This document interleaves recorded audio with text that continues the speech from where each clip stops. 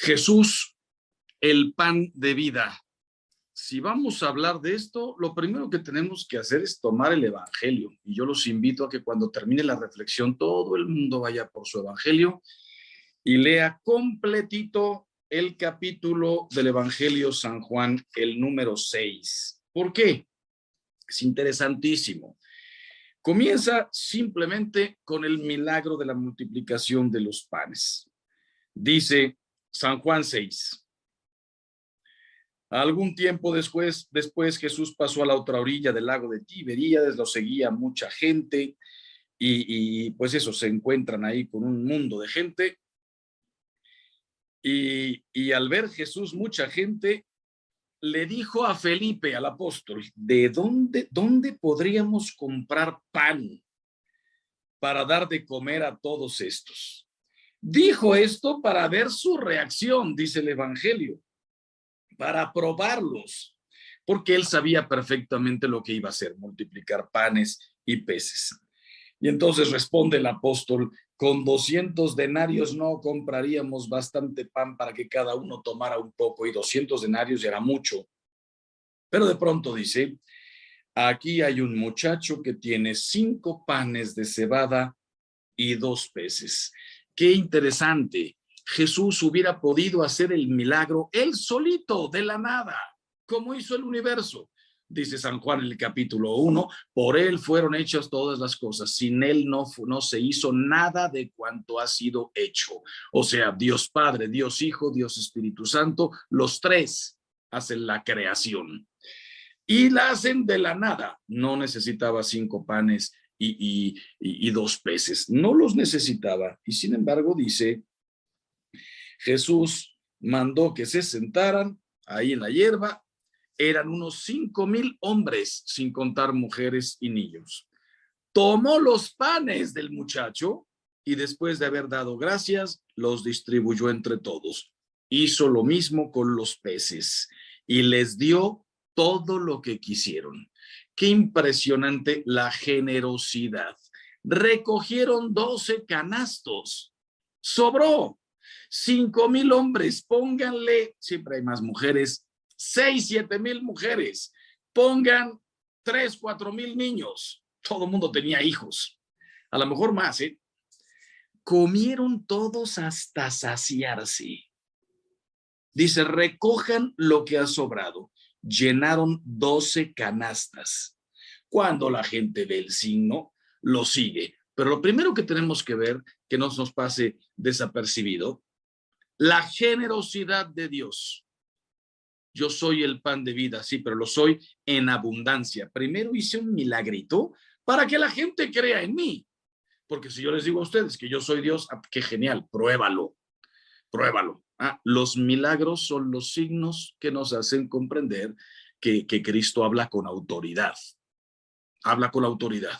Lo que él dice, después lo ratifica con los hechos. Y ahí están las resurrecciones, ahí están todos los curados, ahí está la pesca milagrosa, la multiplicación de panes y peces, la resurrección de Lázaro. Todo es previo a lo que va a ser su propia resurrección.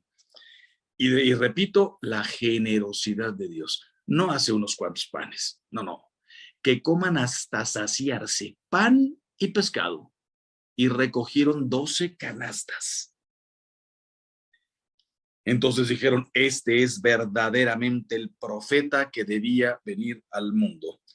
Y lo persiguieron para hacerlo rey de los judíos. Dice, entonces se retiró de nuevo a la montaña él solo. De ahí viene otro milagro importantísimo. Mandó a los discípulos, él se fue a rezar a la montaña y cuando los discípulos ya habían avanzado unos 5 kilómetros en barca, vieron a Jesús que venía caminando sobre el mar y se pusieron a gritar de miedo. Tú dice aquí, tuvieron mucho miedo hasta que Jesús dijo, soy yo, no tengan miedo. Soy yo.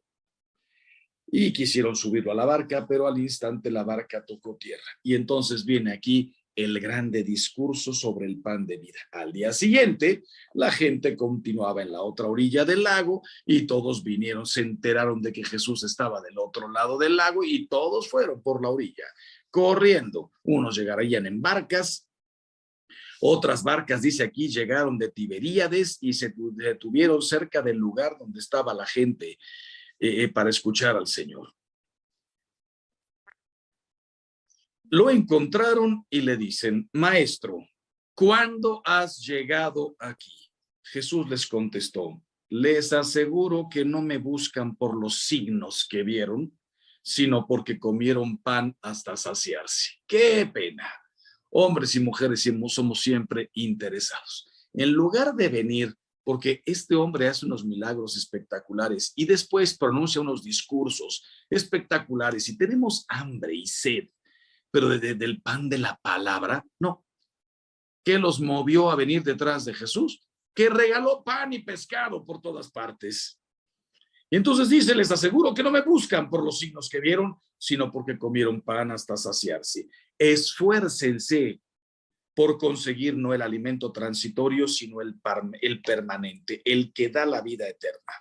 Este es el alimento que les dará el Hijo del Hombre, porque Dios el Padre lo ha acreditado con su sello. Le preguntaron: ¿qué debemos hacer para actuar como Dios quiere? Jesús les responde: esto es lo que Dios espera de ustedes, que crean en aquel que Él envió.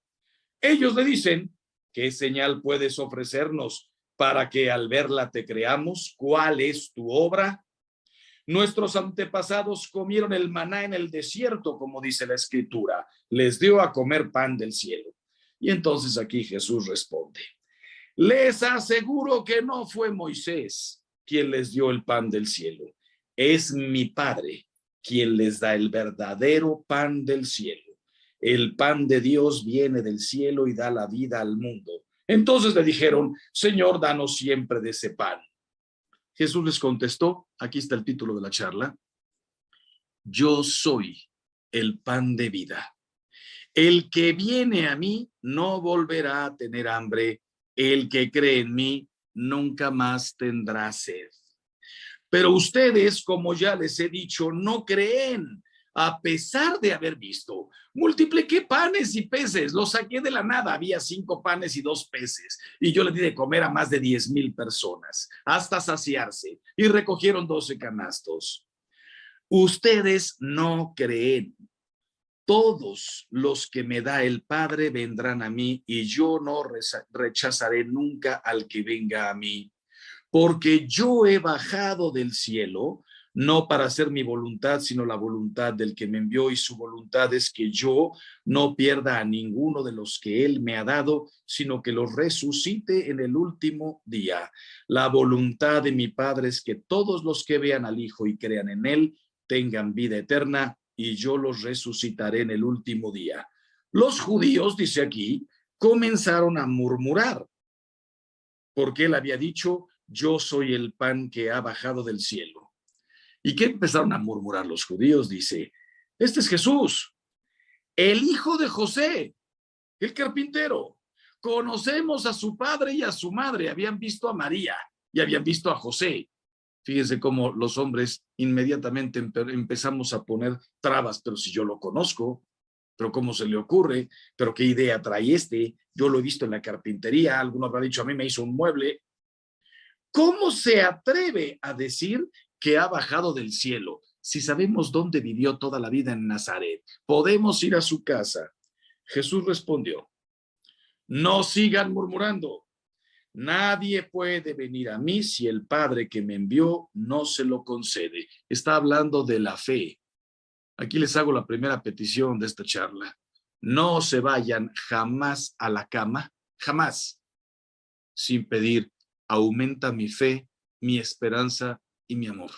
Nadie puede venir a Jesús si el Padre no lo llama. Recuérdenlo siempre: aumenta mi fe, mi esperanza, mi amor. Yo podría perder por frivolidad, por materialismo, por hedonismo, podría perder la fe mañana. ¿Sabes cuánta gente creyó y después dejó de creer? Hay un escritor mexicano que no quiero ni decir su nombre, pero fue seminarista, llegó a teología, después perdió la fe y se dedica a hablar en contra de la iglesia y a escribir. Es un escritor, tiene buena pluma, se dedica a escribir en contra de la iglesia, era seminarista. José Stalin, el dictador soviético, el causante de las purgas stalinistas, causante de más de 60 millones de muertos en Rusia en su periodo hasta que él se murió, no dejó de asesinar gentes. José Stalin fue seminarista. ¿Cómo se llama este? Nietzsche, el escritor, otro, en contra de Dios, el que dijo, Dios ha muerto, y firmó Nietzsche. Después de broma, en su tumba le pusieron, Nietzsche ha muerto, y firmaron, Dios.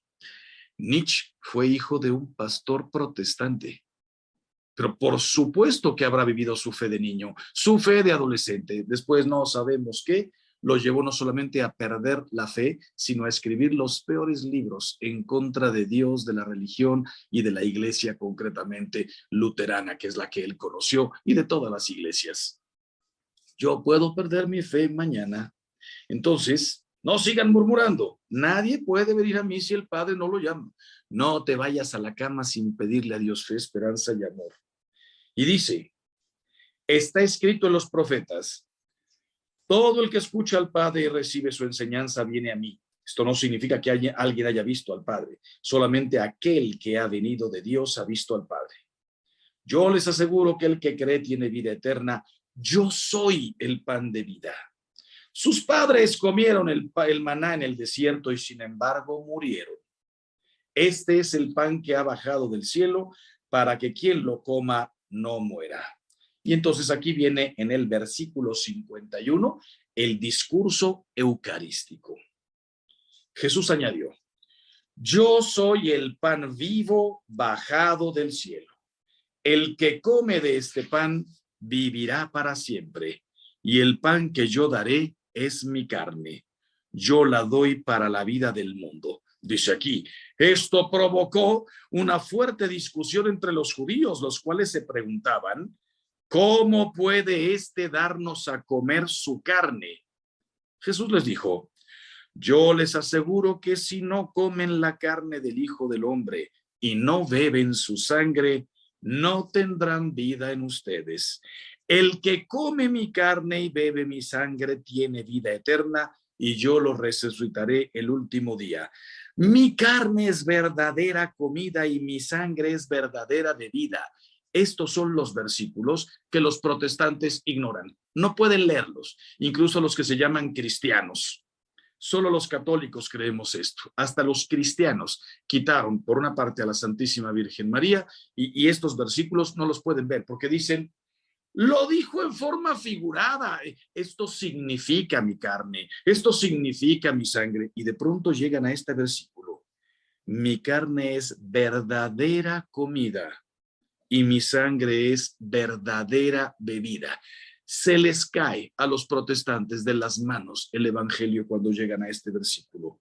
El que come mi carne y bebe mi sangre vive en mí y yo en él. Como el Padre que me envió posee la vida y yo vivo por él, así también el que me coma vivirá por mí. ¿Qué cantidad de veces usa la palabra comer? Carne, sangre, vida en ustedes. Coman. Este es el pan que ha bajado del cielo, no como el que comieron sus antepasados. Ellos murieron, pero el que coma de este pan vivirá para siempre. Todo esto lo expuso Jesús enseñando en la sinagoga de Cafarnaúm. Y aquí viene algo interesantísimo. Muchos de sus discípulos al oír a Jesús dijeron, esta doctrina es inadmisible. ¿Cómo puede decirnos que tenemos que comer su carne? ¿Quién puede aceptarla? Por eso los protestantes se fueron. Luteranos, calvinistas, Zwinglio, los cristianos, usaron estas mismas palabras. Esto es inadmisible. No les da, no pueden tener fe para ver que en un pedacito de pan está nuestro Señor. Jesús, sabiendo que sus discípulos criticaban su enseñanza, les preguntó, ¿Les resulta difícil aceptar esto? ¿Qué ocurriría si vieran al Hijo del Hombre subir a donde estaba antes?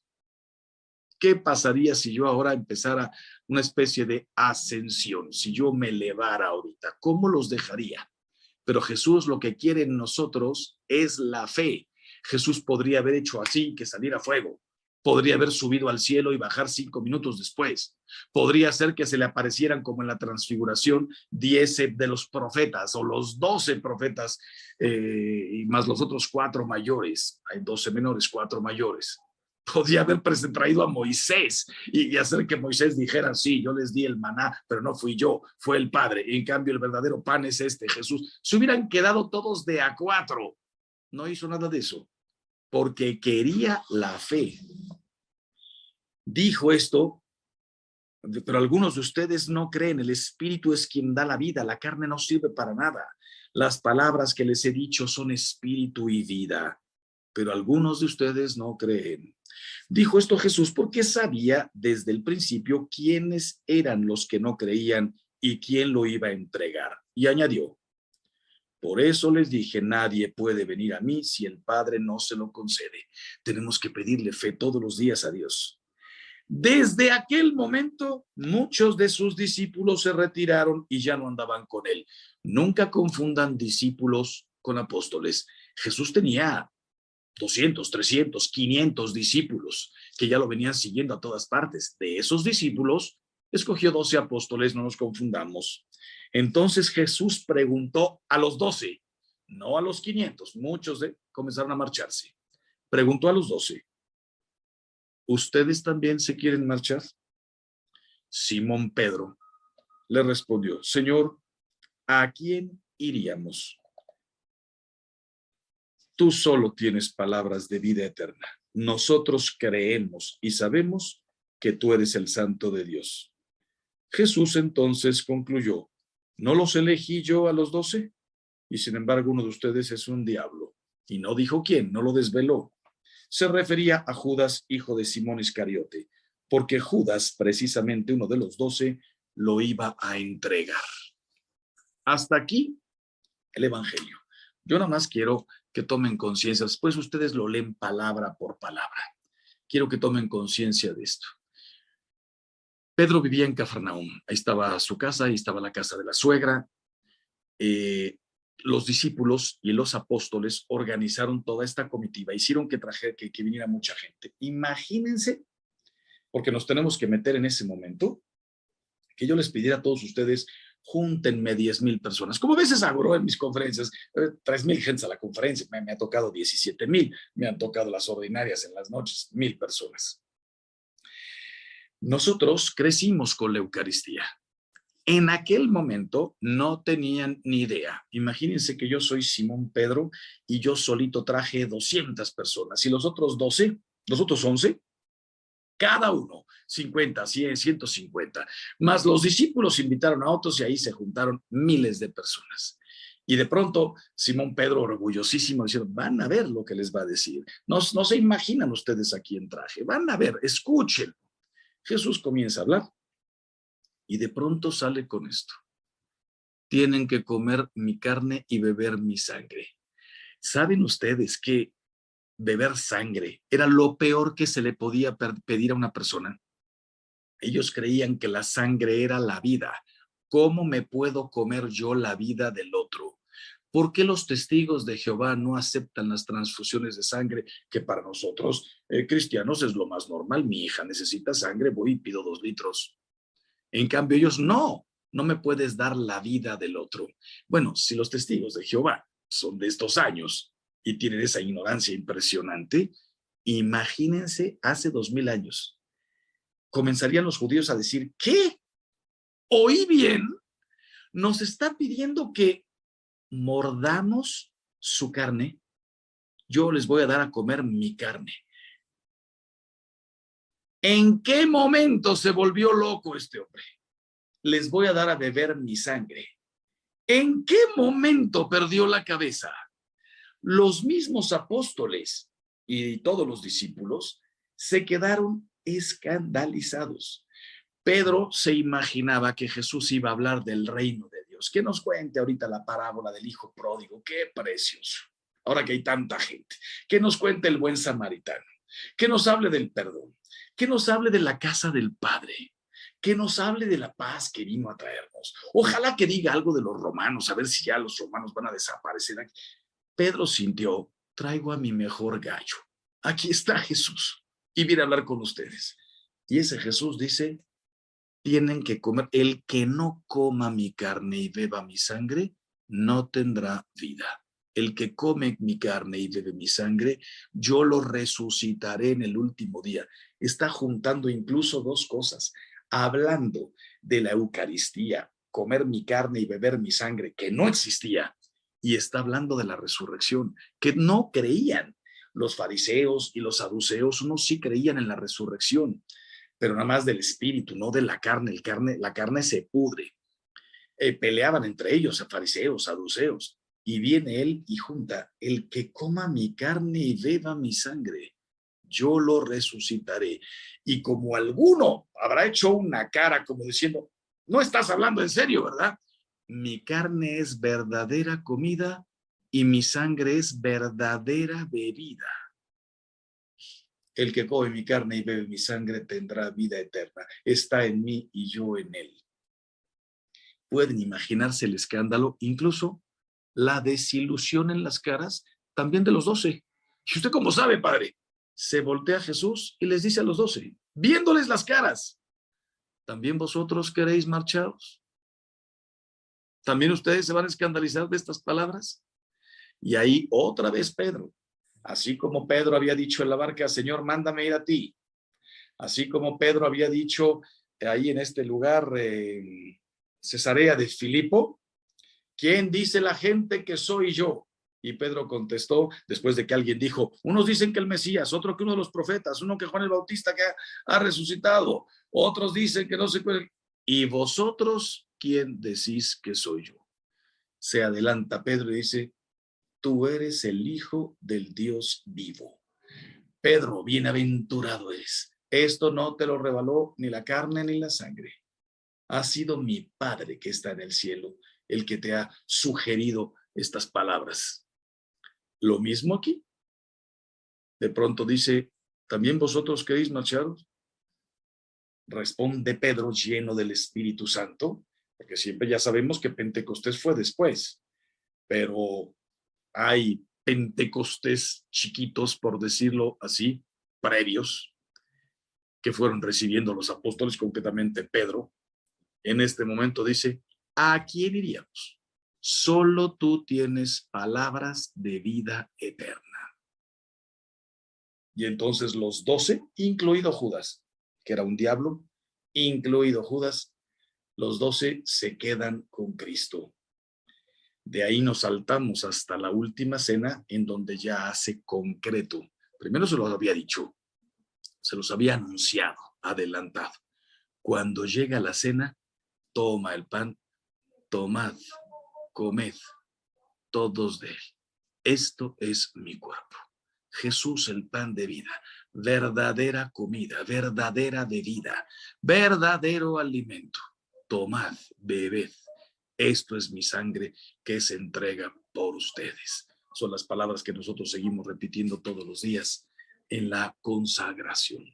Ahora bien, preparé aquí unas cosas que les quiero comentar. Dice aquí, desde el siglo II, el testimonio de San Justino Mártir es impresionante. En grandes líneas hace un desarrollo de la celebración eucarística y esto ha permanecido invariable hasta nuestros días a través de la diversidad de tradiciones, rituales litúrgicos, etc. He aquí lo que el santo, San Justino, escribe en el año 155 para explicar al emperador pagano Antonino Pío lo que hacen los cristianos. Miren qué hermoso. El día que se llama Día del Sol, en inglés esto lo mantienen, Sunday. Nosotros decimos domingo porque es Dominus. Día, Dominus significa Señor. Domingo, Día del Señor. En inglés Sunday, el Día del Sol. tiene lugar la reunión en un mismo sitio de todos los que habitan en la ciudad o en el campo. Todos se juntan. Ciudad o campo significa pobres y ricos. Los que tienen tierras, los que no. Los que tienen casa propia, los que duermen pastores en descampado.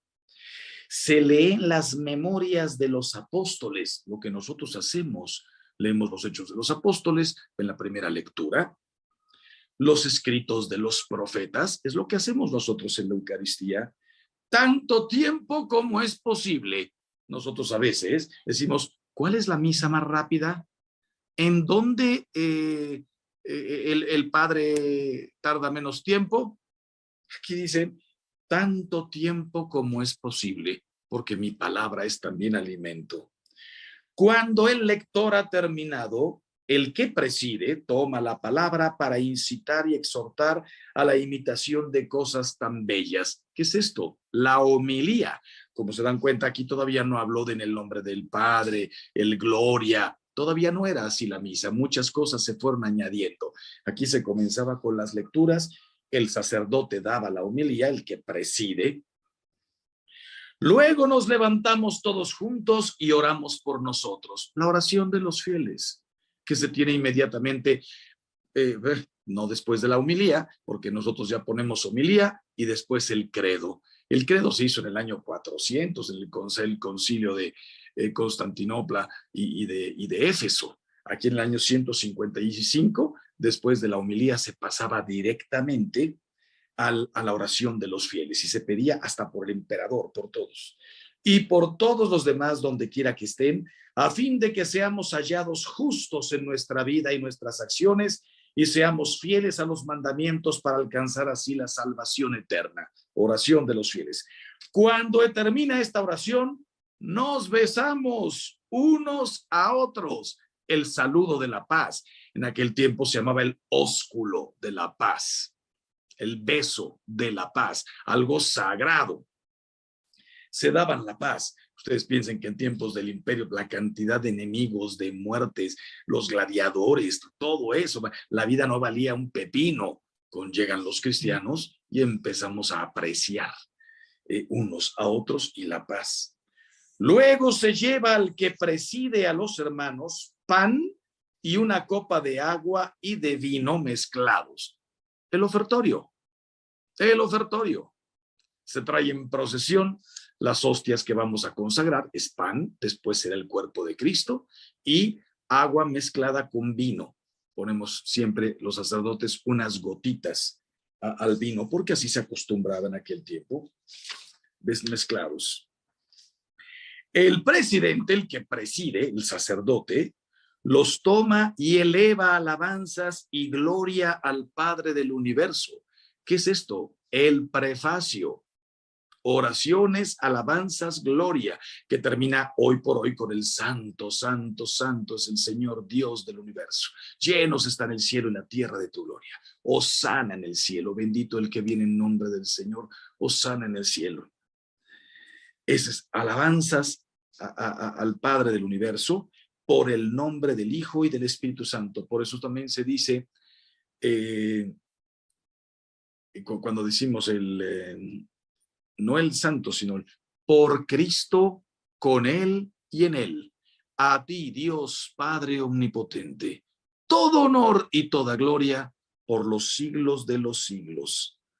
Alabanzas y toda la gloria por el nombre del Padre y del Espíritu Santo. Todo honor y toda gloria por los siglos de los siglos. Por Cristo, con Él y en Él, a ti, Dios Padre omnipotente, en la unidad del Espíritu Santo. Por Cristo, en la unidad del Espíritu Santo, toda la gloria a ti. En griego, esto se dice Eucaristian. De ahí viene la palabra Eucaristía, que significa acción de gracias. Y del Espíritu Santo, y da gracias, Eucaristian. Largamente, porque hayamos sido juzgados dignos de estos dones. Cuando terminan las oraciones y las acciones de gracias, todo el pueblo presente pronuncia una aclamación diciendo amén. Cuando decimos por Cristo, con Él y en Él, amén. Cuando el que preside ha hecho la acción de gracias y el pueblo le ha respondido, los que entre nosotros se llaman diáconos distribuyen a todos los que están presentes pan, vino y agua eucaristizados y los llevan a la gente. ¿Qué significa eucaristizados? Que como ya han sido presentados para la gloria de Dios, ya han sido convertidos en el cuerpo y la sangre de Cristo, haciendo exactamente lo que Cristo nos pidió en la última cena, cuando dice, haced esto en conmemoración mía. Eucaristizados. Precioso este texto de San Justino mártir. Después,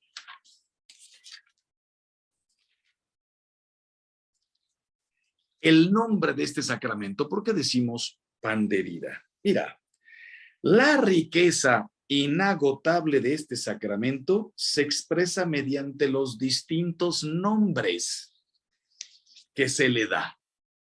Cada uno de estos nombres evoca alguno de los aspectos.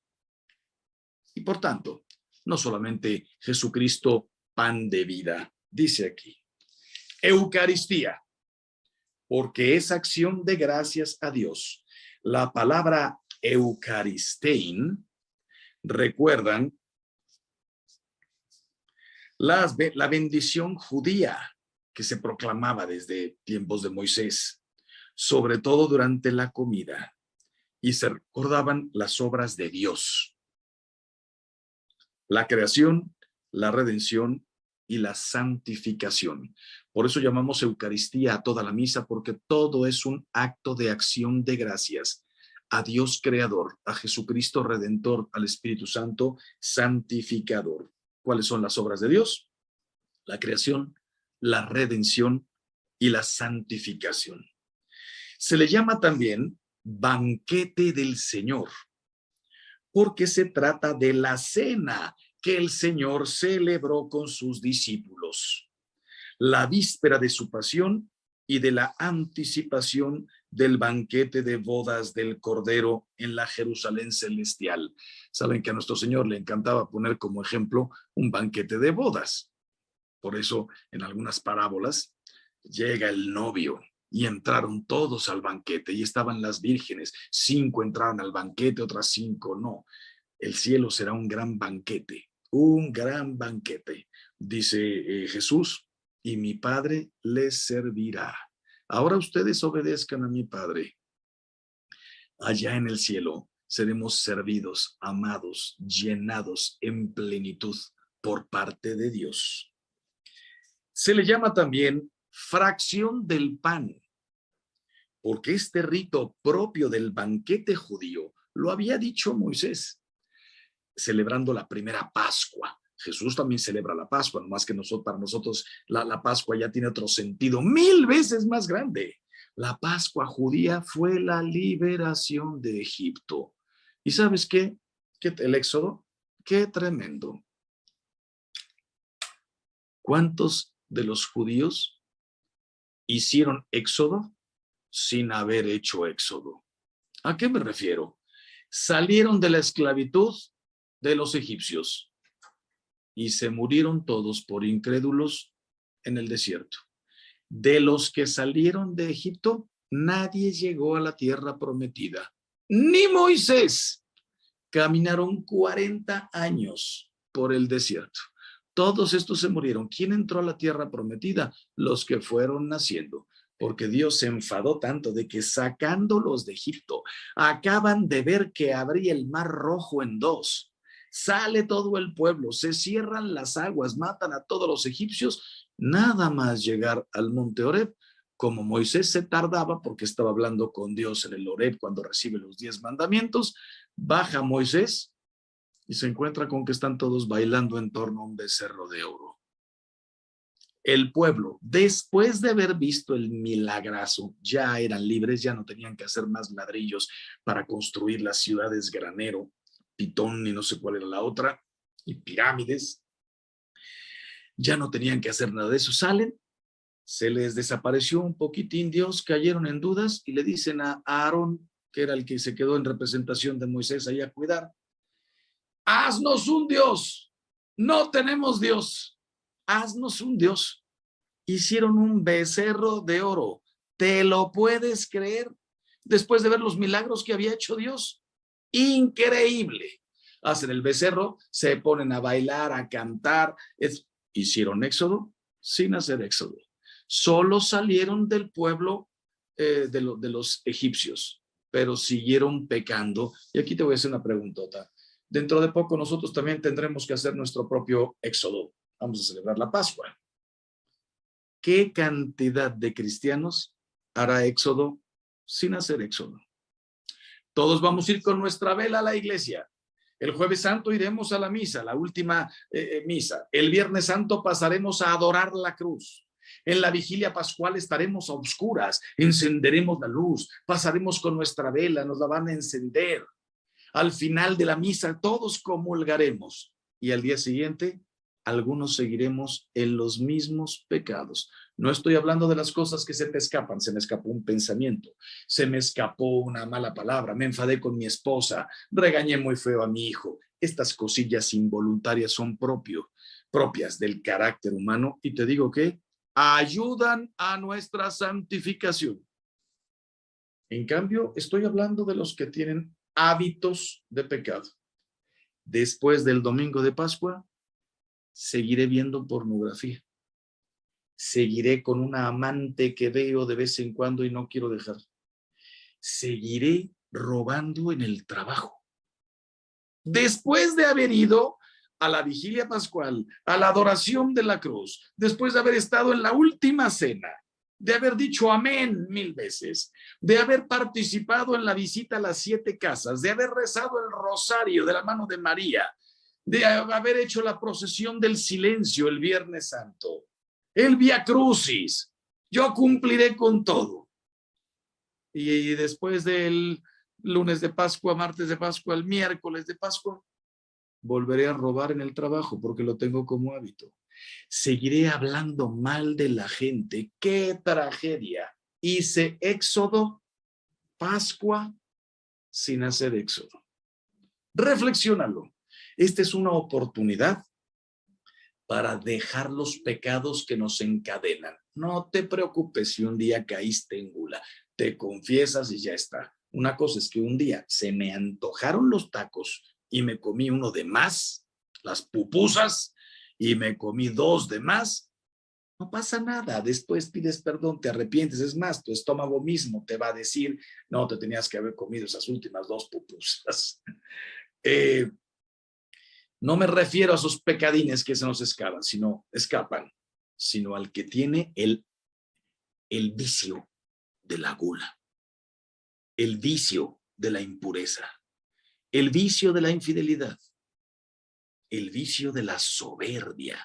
No digo que a todos nos guste presumir un día y te cuento, sí, acabo de estar en Europa, ay, qué presumido, y te cuento el dinero que me gasté, se me escapó, se me salió decirlo, ¿no? Una cosa es eso y otro es el que es soberbio. Me creo más que los demás. Por eso grito, mando, abuso, atropello, no atiendo, me rodeo solamente de la gente con la que puedo hacer grandes negocios. No quiero ni atender a la persona que trabaja en mi casa. Soberbia, ira, lujuria, envidia, pereza, egoísmo. Todo el día pienso en mí. ¿No hiciste éxodo? A partir del lunes de Pascua tendríamos que estar liberados, ser resucitado con Cristo. Y entonces estábamos en esto. Banquete del Señor. Banquete del Señor. Fracción del pan, rito de los judíos. Ellos también, Moisés les dijo, tomar los panes ácimos, el cabrito, el cordero, sacrificar, etcétera, etcétera, ¿no? Fue utilizado ese rito por Jesús cuando bendecía y distribuía el pan como cabeza de familia, sobre todo en la última cena con sus discípulos. De ahí viene la fractio panis. En este gesto los discípulos lo reconocerán después de la resurrección en Emaús, cuando no sabían quién les estaba hablando. No sabían. Se sentaron a la mesa, lo reconocieron en la fracción del pan. ¿Por qué? ¿Por la manera en que lo rompió? No. Las palabras que pronunció. No están de acuerdo todos los teólogos, pero muy probablemente parece que esa fue la primera misa después de Jesús resucitado. La primera misa fue la última cena. La primera misa ya con Jesús resucitado, porque en la primera misa, en la última cena, no había muerto, los discípulos no habían visto la tragedia. En la primera misa en Emaús, ya resucitado con su cuerpo glorioso, volvió a tomar pan, tomen, coman, se lo dio, lo reconocieron en la fracción del pan. Y con esta expresión, fracción del pan, los cristianos designaron sus asambleas eucarísticas en los primeros siglos. Hoy decimos vamos a misa, no decimos vamos a la fracción del pan, ni decimos vamos al banquete del Señor, pero sabemos que es el pan de vida. Con él se quiere significar que todos los que comen de este único pan partido, que es Cristo, entran en comunión con él y forman un solo cuerpo con él. Otra, asamblea eucarística. Sinaxis, porque la Eucaristía es celebrada en la asamblea de los fieles, expresión visible de la iglesia. ¿Por qué es tan importante ir a misa todos los domingos? Alguno podría decir, yo rezo más que todos ustedes, pero en mi casa. Yo no soy hipócrita y voy ahí a que me vean a misa. Jesucristo nos quiso reunir. Haced esto en conmemoración mía. No me basto a mí mismo. Yo no puedo solito leer la palabra en mi casa. Sí, la puedo leer, pero a todos les recomiendo, lean todos los días un pedacito del Evangelio hasta que se acaben los 4 evangelios. Después siguen con los Hechos de los Apóstoles y las cartas de los apóstoles. Lean todos los días 3, 4 versículos, un capitulito, lo que te guste, dependiendo del tiempo que tengas, de la edad, de la situación, etcétera. Lo puedes leer en tu casa, pero lo que nos enriquece es el comentario. Hay gente que se preparó, especialmente los sacerdotes, se preparó para comentar todo esto, para explicarte. Hay partes de la escritura que no se entienden si no te las explica alguien. Y después, yo puedo leer la Biblia en mi casa, pero no soy iglesia yo solito en mi casa. ¿Y la Eucaristía qué? No puedo yo solito, que me la traigan. Sí, si soy anciano, le pido a una ministra extraordinario que me lo traiga, pero no estoy hablando de eso. Estoy hablando de que tenemos que hacer iglesia, por eso se llama asamblea eucarística. Expresión visible de la iglesia. Otro, memorial de la pasión y de la resurrección del Señor. ¿Por qué? Porque cuando lo celebramos, estamos recordando lo que pasó. No solamente en la última cena, sino que se entregó por nosotros. Estamos recordando su pasión. La última cena fue en vísperas de la pasión. Ya sabemos que la misa es otro Viernes Santo. Es otro Jueves Santo y otro Viernes Santo. Jueves, porque fue lo que hizo Jesús el jueves, pero de ahí se fue inmediatamente a Getsemaní. Entonces, por eso es memorial de la pasión. Jesús no solamente nos da su cuerpo y su sangre, nos dio toda su vida, memorial de la pasión. No existe Eucaristía sin pasión, no existe pasión sin Eucaristía. Otra, santo sacrificio. Todos estos son los nombres paralelos al pan vivo. Santo sacrificio, porque actualiza el único sacrificio de Cristo Salvador e incluye la ofrenda de la iglesia.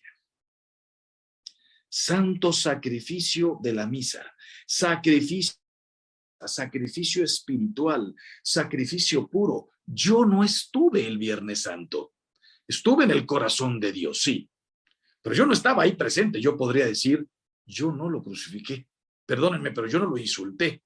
Pero yo nací 2000 años después y yo lo crucifiqué y yo lo insulté con mis pecados. Conoce una canción hermosísima de este Jesús Adrián Romero. Si hubiera estado ahí. Y después dice, pensándolo muy bien, también estuve ahí. Soy yo quien te escupió, quien tu costado hirió. Fui yo. Pero como si yo no estaba. Fui yo después con mis pecados. Porque Jesús, no digo sigue muriendo, murió una vez para siempre, pero se sigue entregando. Se entregó primero en la cruz, ahora se sigue entregando en el altar para hacer alimento, para hacer mi pan vivo. Tomad, comed, el que coma mi carne y beba mi sangre. Yo no estuve en la última cena. Se sigue entregando para que lo pueda recibir yo y lo puedas recibir tú. Si no, hubiera sido un regalazo, nada más para los 12, después para los 500. Y ya a partir de la ascensión, que son los discípulos los que empiezan a celebrar la misa, podrían decir perfectamente, si no hubiera dejado la misa, si no se hubiera quedado como pan vivo, hubiéramos podido decir, no, pues Jesús fue un regalazo solo para los 12 y después para los que siguieron yendo a misa en esos 50 días en que Jesús estuvo con nosotros hasta el día de la ascensión. No, Jesús no es para unos pocos. Jesús es para todos, para ti y para mí. Es mi pan vivo. Por eso el santo sacrificio de alabanza, sacrificio espiritual, no muere más, pero sí se sigue entregando. Otro nombre, santa y divina liturgia. Porque toda la liturgia de la iglesia encuentra su centro y su expresión más densa en la celebración de este sacramento. Son importantes los 7 sacramentos, pero este es el culmen,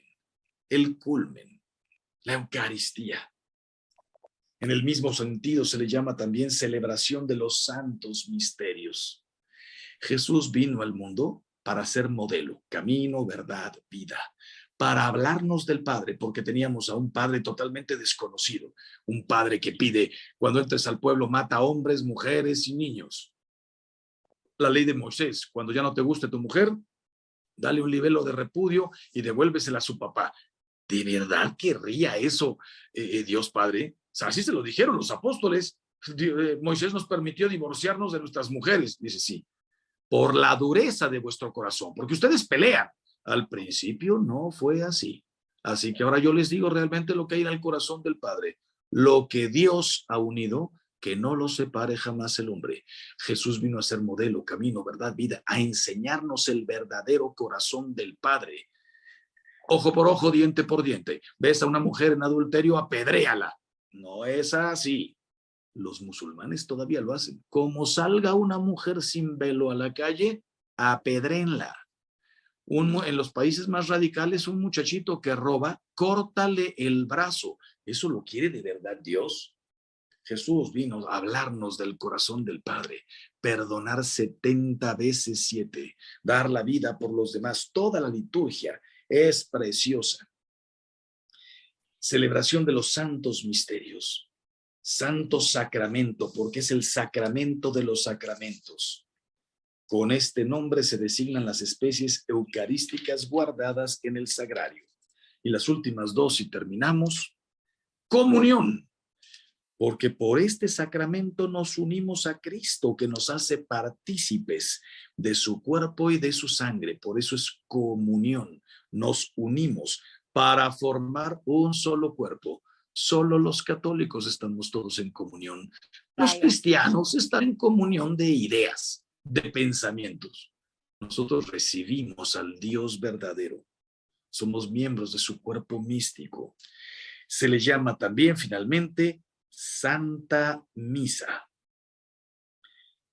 Porque la liturgia en la que se realiza el misterio de salvación se termina con el envío de los fieles. Mucha gente no sabe ni qué significa misa.